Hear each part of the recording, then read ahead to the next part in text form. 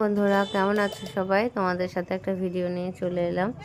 আমরা চলে গেলাম অশোকনগর ঘুরতে, লেবু বাগান। তো সেখানে খুব লোভ হচ্ছে দেখে কামরাঙা মাখা, পেয়ারা মাখা, কদবেল মাখা সবগুলো একসাথে মাখা হচ্ছিল। তো আমার তো খুব লোভ হলো কামরাঙা মাখা খেতে, কারণ অনেক বছর হয়ে গেছে আমরা কামরাঙা মাখা খেয়েছি।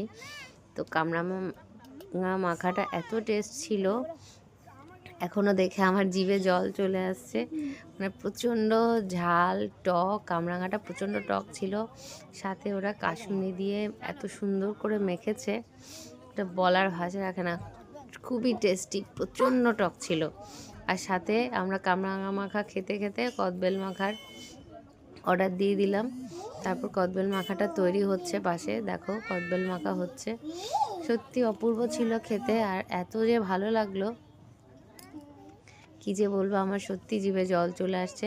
কদবেল মাখাটা প্রচণ্ড ঝাল হয়েছিল, আমরা বলেছি একটু ঝাল ঝাল করতে। তো এত বেশি ঝাল, যেটা মানে ওখানে খেতে পারিনি পুরোটা, বাড়ি এসে রেখে রেখে তারপর খেয়েছি। সত্যি খুব টেস্টি। আমার তো কামরাঙা মাখাটা এত বেশি ভালো লেগেছে, পুরো মুখেই লেগে আছে। প্রচণ্ড জিভে জল এসছে। তোমরা কে কে কমলালেবু বাগানে গেছো বন্ধুরা?